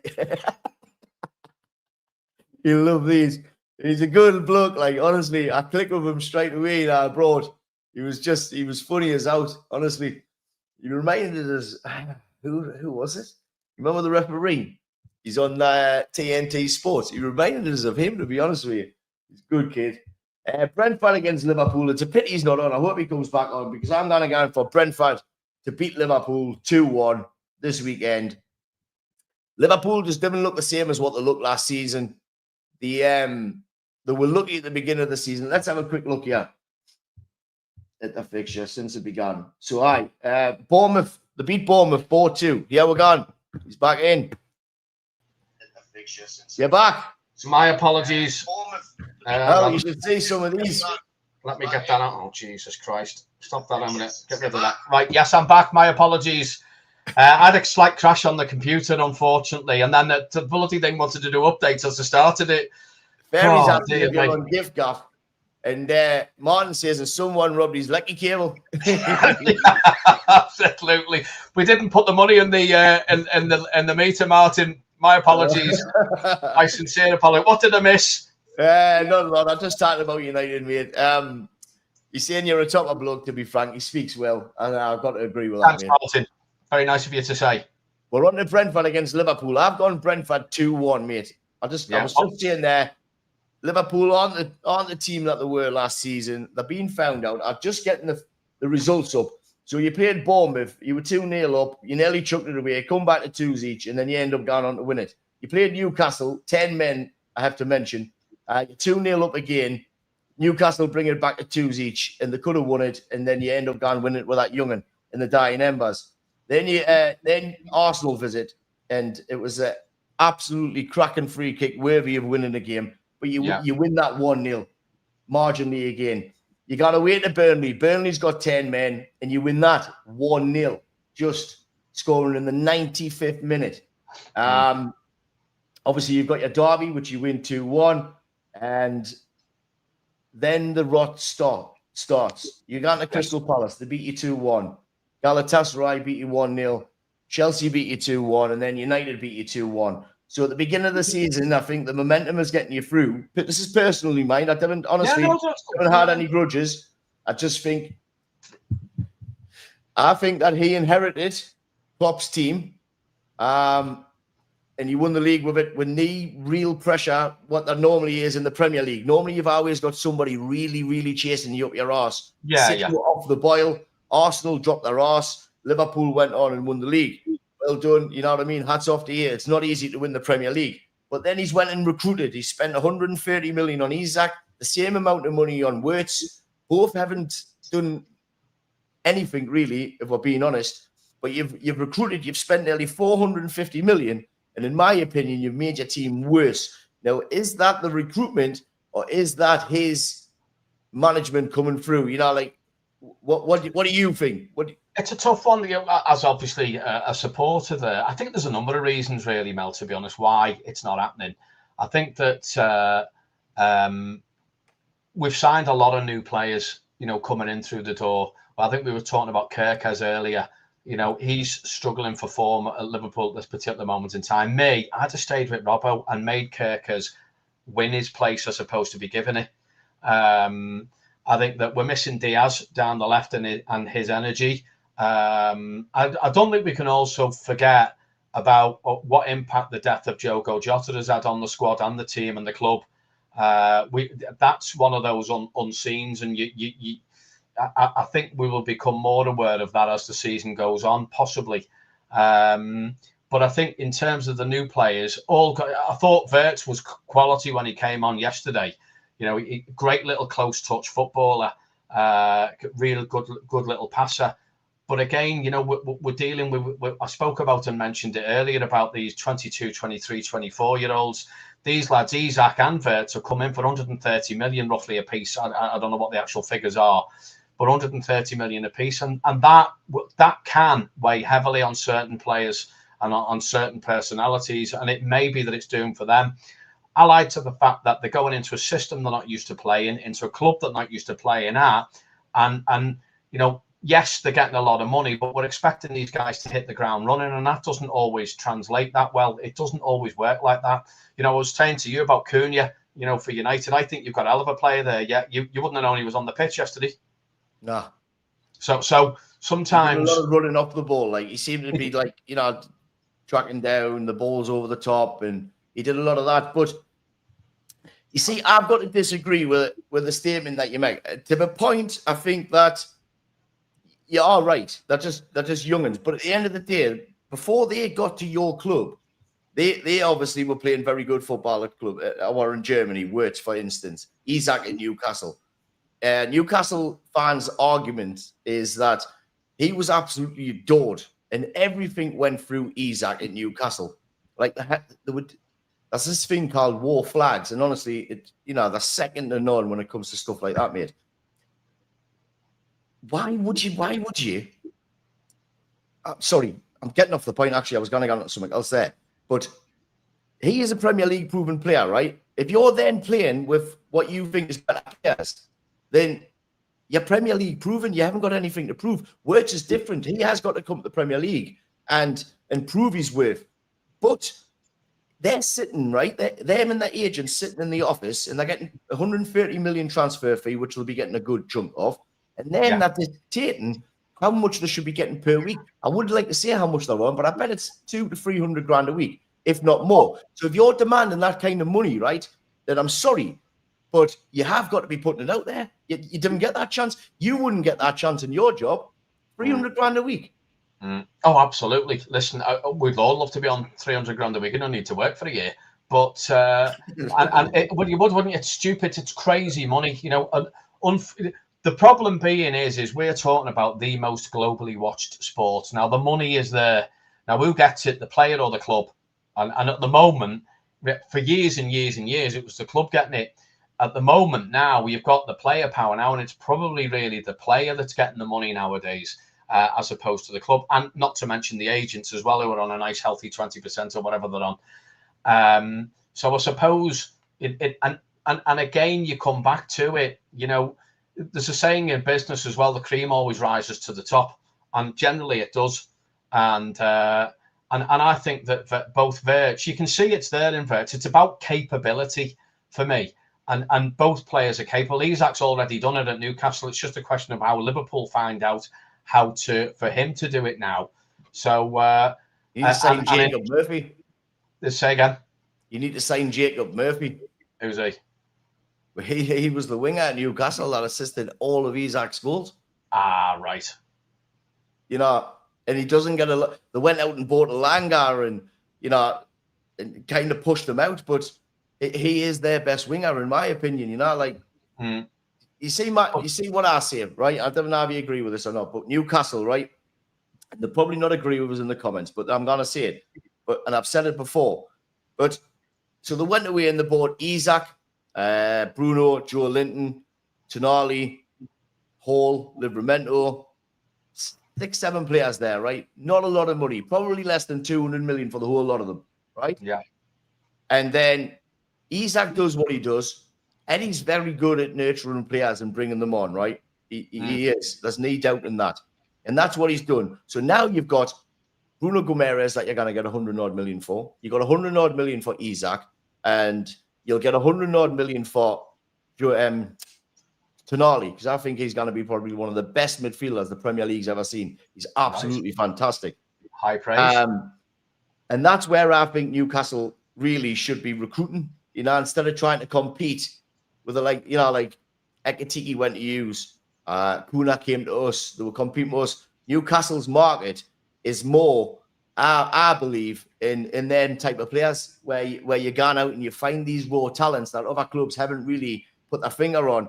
So I won't the point disagree that I'm with trying that, to make is the more money that you put on somebody's head, I believe, I don't think I've ever, or I can't remember, somebody paying a lot of money for somebody and them being absolutely fantastic. I think it puts too much pressure on them. Harry Maguire's another great example. 85 million for a centre half because he had a good Euros and then he was never the same player again.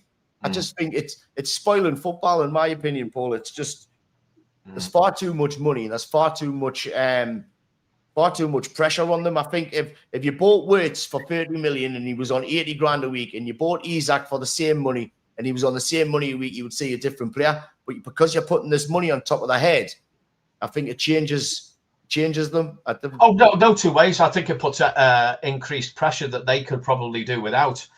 Unfortunately, that's the world we live in, in terms of this football that we all watch and we all love. We're sitting here talking about it now, and we've got thousands watching at home, and we're very lucky. Both of us support we all support fantastic football clubs. Any club in the Premier League, we're very lucky to be able to watch that level and quality of football week in, week out. And we take it for granted, really, that in this country, because the rest of the world are watching this country as well. There was over a billion people watched yesterday's game worldwide. That's amazing. It's mad. Yeah, but that's the world and that's why the money is there. Now, the money is there whether we like it or not. Because ultimately, if you're running Manchester United or Liverpool or the top clubs or any of the Premier League clubs, and the league come to you and say, right, we want to show all your games, no problem, but there's the price it's going to cost you. We don't want to pay that. Well, tough, don't watch it then. Yeah, we've got 4 8 o'clock kickoffs in December on a Monday night. Yeah, you think you've got it bad? Well, you do have it bad. You're same as us. We're the same. 12 o'clock Saturday kickoffs, Tuesday, because people want to watch Liverpool and watch United. We are the most watched teams in this country, and not far off the world. You look at the clubs in world order. I've got Real Madrid as number 1, Barcelona as number 2, us or you as number 3. I think we're bigger than you now, given the fact that we're the last 10 years. We won the European trophy first, and we were the first to get to 20.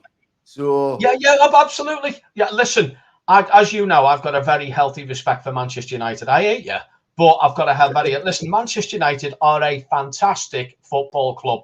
They're brilliant. Like I said to you earlier, go and watch the programme, us and them.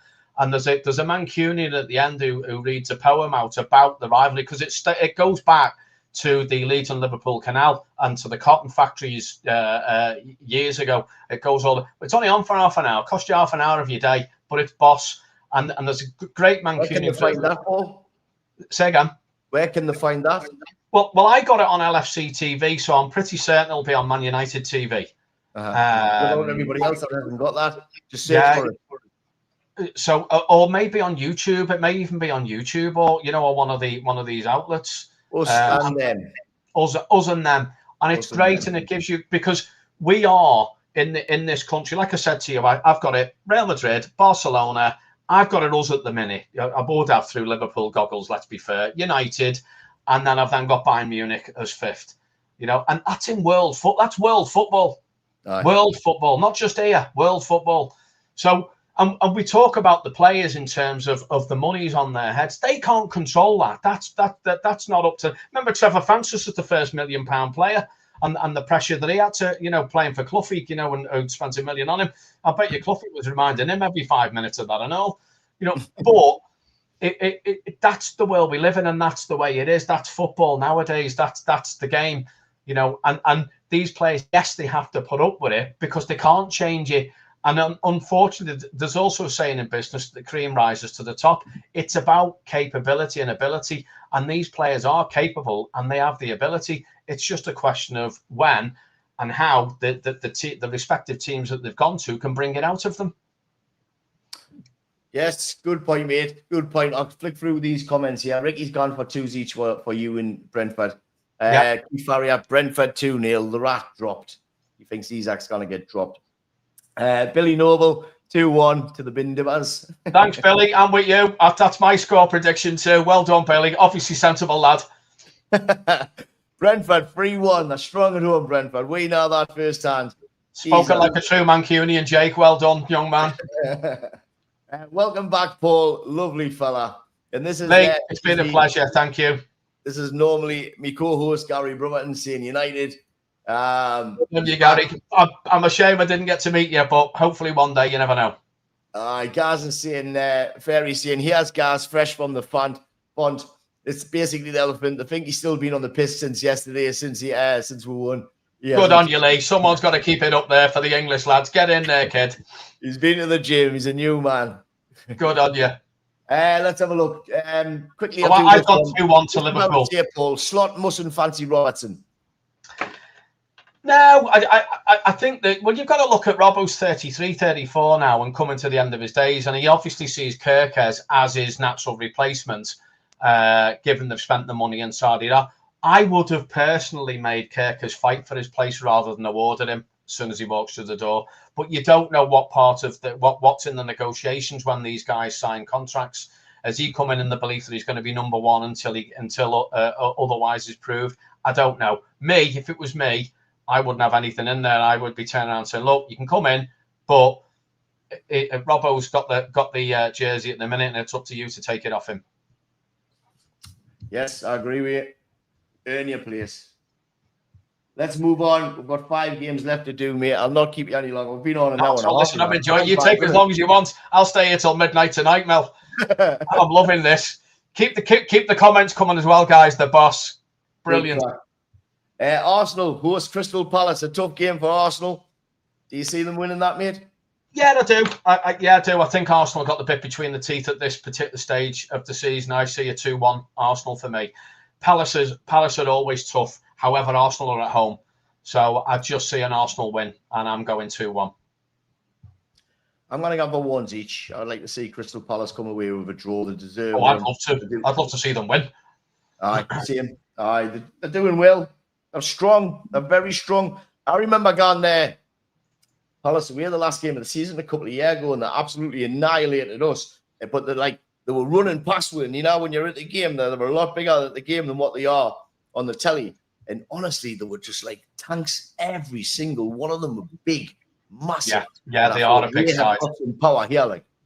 Yeah, and good side. They've got quality too as well, haven't they? And they've lost a couple of good players, you know, Eze and who's that other kid? Well, he's at Arsenal now, Eze, isn't he? Is that right? Eze is at Arsenal, and they lost somebody. Yeah, before that, he was similar to Eze. Great signing for Arsenal. I like Eze. He's a good player. He'll do well there, I think. I'm going to go for ones each. Gary thinks it'll be 2-1 to Palace. Billy Noble thinks it'll be 2-1 to Arsenal. Kirk is shite. Robbo better, says Peter Tate Jr. Peter Tate, mate, is he's a Newcastle fan, right? But he went to Man City, right, to watch Man City against PSG. Bought half and half scarves, right? Half and half. So we call him Blue Peter. He's you know Chris Dobie, the darts player. Yeah. That's his uncle. So he gets away with it. He doesn't get away with it because of that. But he makes a good point, because I'm not disagreeing with you, Peter. I think you're right. At this particular moment in time, I'd stick with Robbo at that. Stick with what you know. And look, but this is what he's just said. Look, Scouts has a gift in Arsenal, the title. You take that back for it's difficult to disagree with that at the moment, Peter, as how it stands, because we're playing like a bunch of bloody strangers at times, you know, certain points in the game, and we're way too easy to score against at this moment in time. So we need to put that right. So I don't disagree with you. However, this is a marathon, not a sprint. Lee Fairgrieve, Paul, you're much better than Gary, mate. Gary saying this when he says, Lee, you're very nice. Gary's having a laugh there. Lee, you're far too kind. What else have we got here? So I did Palace 2-1. Jake Hall thinks Arsenal will beat Palace 3-1. Palace I wouldn't disagree with that. I think Arsenal win. That's just a question of how many for me. Peter Tate, Isaac's doing well. Yeah. Oh my word! I'd go with Ekitike at the moment personally. I'd let Isak maybe settle in a little bit more, and you've got to go with your form players for me. You know, it's about you putting the 11 best players on the pitch, and at the moment we don't seem to be doing that, and I think we need to get back to doing that. You've just been sticking up for this bloke, you know, and he's griefing you here. Imagine heading down the road with the green for the first few games. It's an honest opinion, isn't it? Ekitiki's class, though, he says. He needs to start every week. You agree with that? Yeah, definitely. Yeah, Who do you drop for him? Isak or Salah? Say again, Isak or Salah for what? For Ekitiki. I'd be inclined to drop Salah. I'd leave. Yeah, I think Salah at those. Yeah, sometimes you need that little kick up the arse, don't you? You know, in terms of, and we all do at work at certain times. Some people have different personalities. I always needed. I spent a career in sales. You'd be surprised to know where I had 2 mouths and 1 ear. But yeah, sometimes you do need that. You need to be challenged, and I think that Mo's had it all his own way for quite a long time now. And it might do him a little bit of good to turn around and say, look, we've got other players around you here now. So I'm sorry, we're going to give him a little go in that position and see how he does. Do you not think Salah will have it in his contract that he must start? No, I don't think any player. I don't think any player should have that in their contract. I certainly wouldn't sign anyone. I certainly wouldn't allow that. If I was sitting down. Listen, that said, I'm retired now and I'm a nobody. So what do I know? But if it was me, no, I wouldn't. You know, given the level that I worked at in business, I think that's a dangerous practice. He makes Peter's saying he likes Chiesa. I actually like Chiesa. I'm with you, Peter. He's a great player, and unfortunately, and that's where we come back to the argument again we were talking about getting your best players on the pitch. Chiesa has been doing fantastically well. Yeah, I'd have him on. I'm from the start. Give him on for 60 minutes, and then and maybe look to after 60 minutes to. I'd agree with that, Gary. Salah missing the Trent overlapping and the ball's into him. Definitely, we're missing Trent. Massively missing Trent. He's not the best defender in the world, you know that. But it's what he created, wasn't it? He could literally pick out Salah or whoever with a 60-yard ball to that foot. I watched him play a ball last season. God, it was unreal. And I can't remember it, but it was off the outside of his right foot, and he just knocked it about 40 yards across the floor. But it bent, it curled because he did it with the outside of his right foot. It was an amazing ball, and he had again. We talk about it. It's about ability and capability, you know, and he had the capability to do that, you know. Whereas I look, Bradley doesn't have that capability or ability. Great, he might be better than Trent defensively, but he's not as good as Trent going forward. And it's up to Liverpool to work those questions out now that they are being asked by other teams, you know. And we did. We had a good start to the season, but we were lucky. We were winning games in the final few minutes, and you can't keep doing that. Yeah, he doesn't look sharp. There's something not right with Paul. How do you mean, Jake? No, he's saying he doesn't look sharp. There's something not right.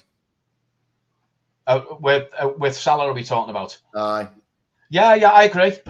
He whether it's the age thing, he's 33 or 34 now, Salah. He's in amazing shape. But ultimately, old lady time gets to everybody, doesn't it? You know, and sometimes, you know, and it's getting to Robbo. You know, Robbo's made 1 or 2 mistakes during last season, which is probably why Slots looked at him and thought, well, I'll bang Kirkes in. And it may be the same. VVD getting past his sell by the... Could be, Peter. Could be. Gay is a must, definitely. I think that Gay will come either, if he doesn't come in the January window, it'll be at the end of the season. I'm led to believe through the club that it's a done deal, and that it's just a question of time now for that to happen. He's not signing a new contract at Palace. I think if you're getting him, I think your season would have been different, because I think Canati is an absolute liability. Well, Canati's been awful. Well, the story is they reckon his head's been turned by Real Madrid. He's not signed a new contract. Yeah. I'm not a lover of Madrid, but there we are. That'll be Isak in for a year, refusing to play for you. Well, that's why I wouldn't have signed him, Mel. You know, when we spoke about it earlier, I'd have pulled away from it personally, because anyone that goes on strike anywhere, look, if you want to be treated like a professional, first and foremost, behave like one. Aye. And going on strike is not the right way to do it. You know, you not for me. So, and that's why for that reason alone, I'd have walked away. Peter says, imagine the bad run keeps going, Slot gets stuck and you get big engine. Oh, Lord help us, Peter. Let's hope not. No. No, definitely. Oh, crikey, me. Obviously, tongue in cheek. Well done, Pete. Yeah, wonder if Gay's trying to get out of the deal now. They're all having a pop here now, aren't they? You've all been bloody nice. What's to do here? Colin's asking, what's your expectation this season after the open quarter? I still think we'll challenge. Whether we'll win it, I think we need to stop this rotten quickly. If we don't, then we're not going to win the league. I still think we've got half a shout for it. Top 4, most certainly. And I'm hoping if we don't win it, we'll come second or third. But we've still got a shout of winning. There's a long way to go yet. You know, Arsenal, we know, will probably struggle on the run-in to the season because they normally do. And if they can get that right, they stand a better chance. I think it's hard to see past City for me. I think that they're ominously coming up on the side rails, and they've made some good signings. Haaland's clicking again. They had I think for me, a large part of we'd heard stories that Ederson, who was in goal for them, had chinned Pep Guardiola. And when you looked at it, well, when you saw Pep Guardiola come out, he had a mark around his cheek area, didn't he? They reckon that Ederson had a pop at him, which is why Ederson pretty much hasn't played since, and they've got a new keeper in now in what's his name, the Italian lad, Donnarumma. That's the fella. But the ball's off, didn't they? So I don't think they had any intention of actually playing Ederson again. No. Keeper, but he does look like a hard fucker, doesn't he? He does, yeah, absolutely. Yeah. Listen, I bruise easily, so everyone's hard to me. So, yeah, absolutely. But just quickly before we move on, go on. Catches up. Age catches up with every man. I mean, I'm only on 2 goals per game for the whole new. He used to be 40 a season. He's 40 odd there now. In fact, he might even be hitting under 50 odd. I'm not too sure. Paul, can United win the league? No, simply. I don't think, not at this moment in time. I think United are 2, 3, 4, maybe even 5 years away, 2 or 3 or 4 years away from it. I think a hopeful finish for United is top 4. Yeah, same. I'm gonna put this on, but it's lower like, but I'll put it on. How did you feel when Gerrard slipped against Chelsea? I was there. I was watching the game. Gutted. Absolutely devastated. To see that we'd come. Well, I made the point to you earlier, didn't I? That I was there for the Tottenham game when we beat them 5-1 and we won the league last season. And I'm 60 years of age now. Well, the last time I saw us do that, when we could celebrate, I know we won it 5 years ago, but we couldn't celebrate. We were at home. The last time we could do it, I was 25. So these leagues don't come round all that often. So yeah, I was gutted when Gerrard slipped. Absolutely dead. And more annoyed with the fact that we'd been sucked in by Mourinho's tactics. I'm sitting there saying, look, let them waste as much bloody time as they want. We didn't have to beat them that day. We only needed a draw. Aye. So did yeah, you know I was that, did you know that moment? That was it. Say again. Was it that moment there? Did you think that's it? The league's gone because you were still in it, weren't you? Yeah, no, I don't know. I don't think I did think at that moment it was gone. I think that we also had the Palace away where we were 3-0 up with 15 minutes to go and drew 3-3. And I think we also lost, if I remember rightly, Jordan Henderson for a few games. Oh, I'll chuck this on for you. Just so everybody can see what we're talking about. 2 seconds. Hey, I've even been shaved and had my ears lowered for this as well tonight, Mel, you know. Right, I'll share this quickly, just so people can see what we're talking about. Oh, dear me. Slipped, and Denver Barr's in here. Out comes Mignolet, but Barr punishes Sorry, mate, sorry. No, you're not. Don't tell Fib. You're not sorry at all. So yeah, gutted. Let's move on. Let's move on. I know. I live not far from Stephen Gerrard, Melly. Aye. And probably about a mile and a half away from Stephen. I see Stephen quite a lot in Formby Village. So in fact, seriously, I was sat there one day. I had my grandson in the pram anyway, and his son came over talking to my grandson, and he was talking there. Stephen, he's all right. He's not a great chatter, that said. No, but there we are. He's got some personal problems at the minute. I don't know if his daughter or something. He's gone with a gangster or something like that. There's always been that attached to him, really. You know, there was talk, obviously, when he was due to go to Chelsea, that he'd been warned off and whatever. But that wasn't the reason. The reason he didn't go to Chelsea was, as he said, had I gone to Chelsea and won a load of cups and whatever, no one in Liverpool would have been interested what I'd won. Yeah. So it was more important to stay with his boyhood team, and thankfully he did, because in terms of ability, the best I've seen pull a red shirt on was Suarez. In terms of career, it's Gerrard. You know, he was a fantastic servant for Liverpool Football Club and an awesome player. He was our Roy of the Rovers. He was brilliant. He could do everything. Awesome player. And I'm very fortunate and very glad to have seen pretty much all his career, and I was there for pretty much every game, you know, at home, that is, anyway. Aye. He was definitely good, wasn't he, getting away from the fact like he was he was brilliant. He was a fantastic player. You know, he'd have walked into, for my money, any team in the world, never mind the Premier League. 100%. I agree with you there. Like, apart from Man United, he wouldn't have gotten in at ours. Oh, clearly not. No. Not then. Yeah. I don't know. You got Scholesy, Keane, David Beckham, and Ryan Giggs. Is that right? Not dropping any of them, are you? I wouldn't even drop Michael Carrick. Given the success that you're having, it's hard. Hang on, come on, Michael Carrick, do me a favour. You threw that one in there, didn't you? My word. I designed the ventilation for Michael Carrick's house in Manchester, by the way. Did you? I did many years ago. Yeah, I used to be in ventilation. I was in ventilation for 25 years.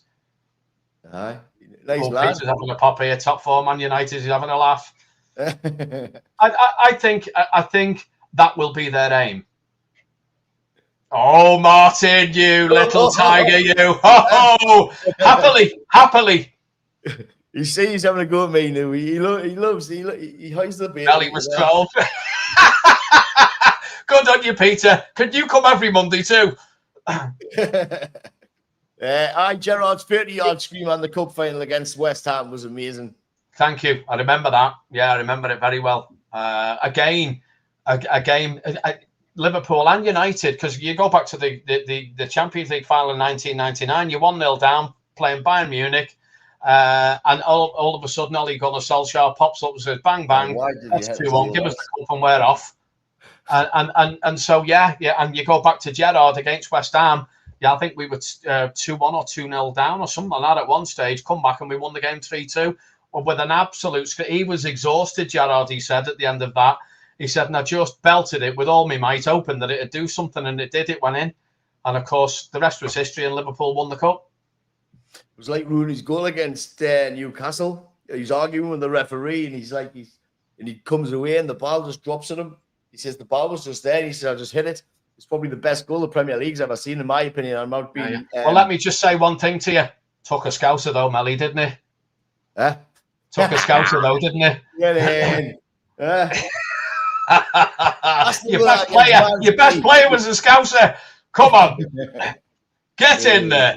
How do you see Aston Villa against Man City's gone? City win, if I'm honest. You know, I've gone for 3-2 here, although I think it might be even more than that, but I still see City win. I've gone 3-2 to City. I think Villa will score, and they're at home, but I still see City win. I'm going to go in the opposite way, mate. I'm going to go for 2-1 to Villa. I think you're right. The beat Spurs, and then it's the first home game after. Maybe he's not getting a little bit of form. Unai Emery knows what he's doing. He lost a few players. So, you know, they're having to deal with PSR there themselves.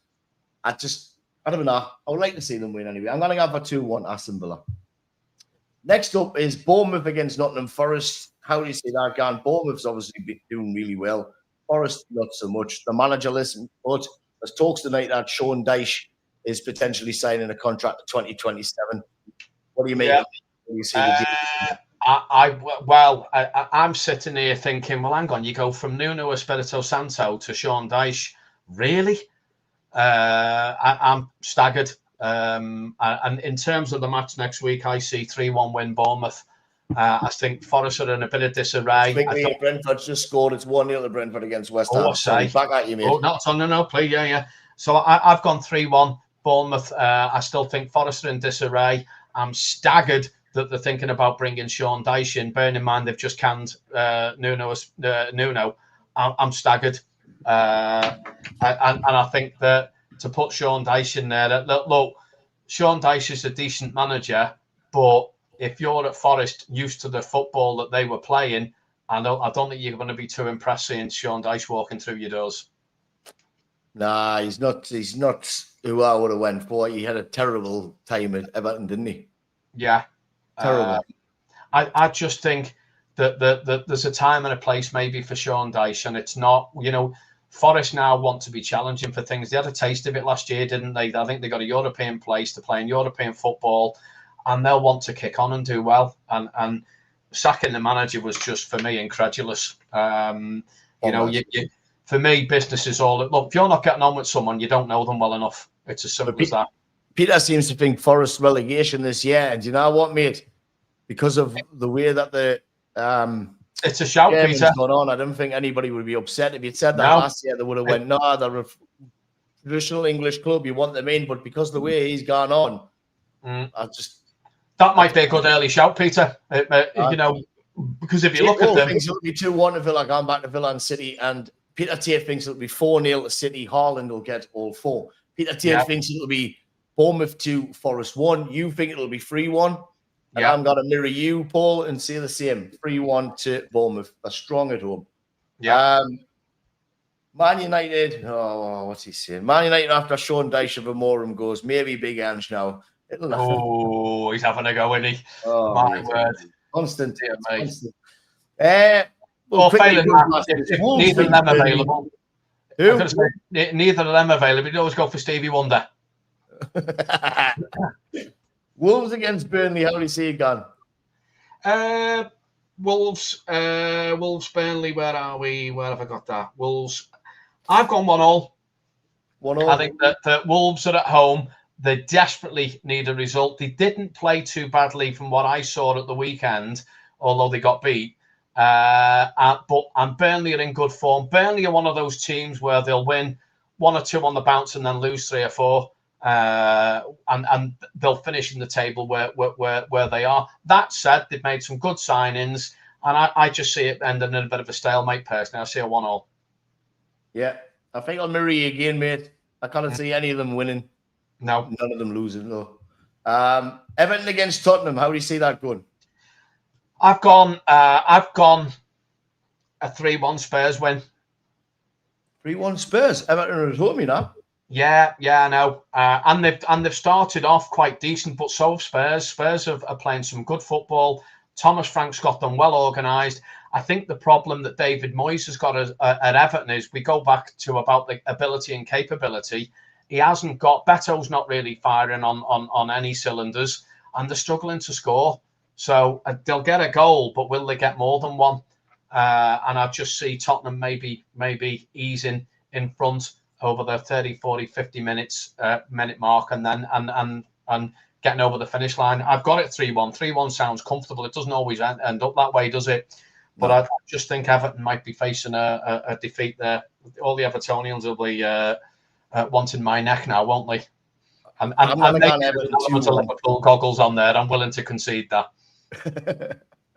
I've got Everton 2-1. I think we'll win at home. Wolves 1, Burnley 0.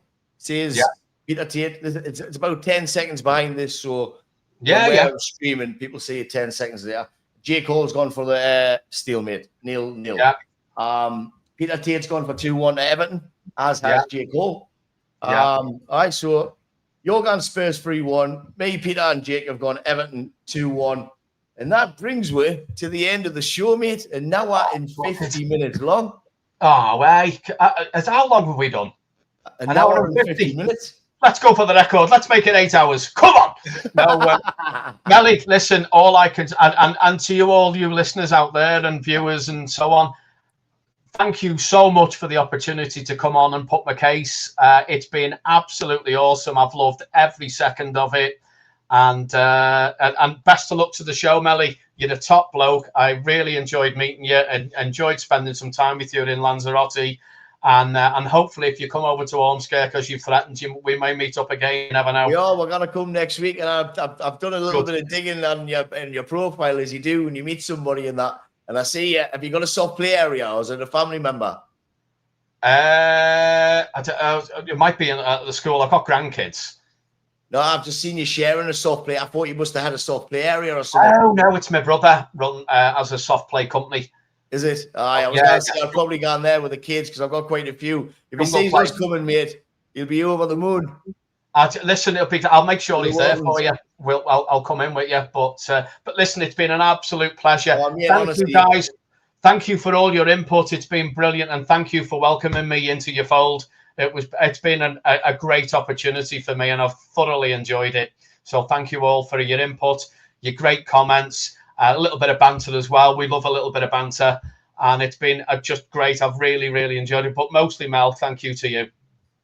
No problem, mate. The lads is in here saying, Paulie, being classmate. Hopefully, we'll see you on again soon.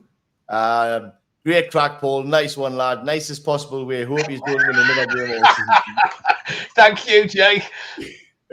Fantastic, Paul. Honestly, mate, you've been absolutely brilliant, and I really appreciate it. We'll definitely get you back on. Great. Especially when Liverpool lose. Yes, I don't mind. Win, lose, or draw. No, I can tell you, different, mate, honestly. Straight down the line, that's what I like. That's that for me is only how it should be. Exactly. Thank you, and thank you, everybody, for joining. We'll be back next Monday, as always, same time. Thanks very much. See you later. Thank you, guys. Brilliant. And